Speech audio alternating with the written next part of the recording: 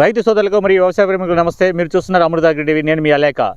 మనం రాష్ట్రంలో యూరియా కొరతతో చాలా ఇబ్బందులు పడుతున్న రైతులను చూస్తూనే ఉన్నాం. ప్రతిరోజు పేపర్లో కానివ్వండి, మరియు మన వ్యవసాయ కేంద్రాల్లో కానివ్వండి, యూరియా లేదని, యూరియా 300 టన్నులు అయిపోయింది, 200 టన్నులు అయిపోయింది, మళ్ళీ మాకు యూరియా కావాలని చెప్పేసి ఒక్కొక్క మండలానికి వచ్చిన మోతాదు సరిపోక రైతులు చాలామంది కూడా ఇబ్బంది పడుతున్నారు.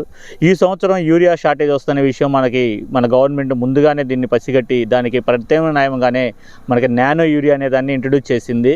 అయితే రైతులలో నానో యూరియా మీద సరిగా అవగాహన లేక నానో యూరియా వాడకుండా యూరియా కట్టలే కావాలి, అవే బాగా పనిచేస్తాయని ఒక ఆలోచనతో ముందుకెళ్తున్నారు. అయితే ఈ భూమి నుంచి ఇచ్చే యూరియాకి నానో యూరియాకి ఎలాంటి వేరియేషన్ ఉంటుంది అనేది సరైన అవగాహన ఉంటే కనుక కంపల్సరీగా రైతు అనేవాడు నానో యూరియానే సెలెక్ట్ చేసుకుంటాడు. ఎందుకంటే మన భూమి నుంచి ఇచ్చే యూరియా ఏంటంటే 3 రోజులకి 4 రోజులకి మన చెట్టు అంతా నల్లగా అయిపోయి చేను మంచి క్వాలిటీ వస్తుంది, నల్లగా కనపడుతుంది.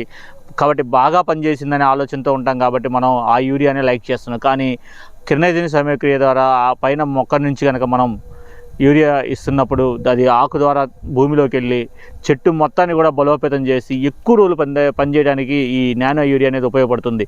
ఒక 500 ml nano urea equal to 45 kg భూమిలో వేసే యూరియాతో సమానం. కాబట్టి ప్రతి రైతు కూడా దీన్ని అవగాహన తెచ్చుకొని మన గ్రాన్యువల్స్ అంటే కూడా స్ప్రేయింగ్ ద్వారా యూరియా ఇస్తేనే మనకు భూమిలో ఎక్కువ రోజులు యూరియా పనిచేస్తుంది, ఎక్కువ మోతాదులు భూమిలో యూరియా ఇవ్వాల్సిన అవసరం అనేది ఉండదు. కాబట్టి మనం ఎక్కువ యూరియా కట్టలు వేయటం, డబ్బు నష్టపోవటము, ట్రాన్స్పోర్టేషన్ ఇబ్బంది పడతాము, దాన్ని చల్లడానికి మనుషులు పెట్టుకోవడం, ఇవన్నీ కాకుండా నానో యూరియాని అలవాటు చేసుకుంటే ఒకసారి ముందు వాడి చూడండి. 1, 2, 3 సార్లు మీరు వాడి చూసి రిజల్ట్లో మీకు ఆనందకరంగా లేని టైంలో అప్పుడు మీరు కావాలని చెప్పేసి మీరు అడగండి. అంతేకాని నానో యూరియాని అసలు వాడకుండానే ఇది బాగా పనిచేయదు, ఇది కొత్తది కదా, మనం తీసుకొని వాడితే ఇబ్బంది పడతామేమో అని ఆలోచన చేయడం అది ఎంతవరకు కరెక్ట్?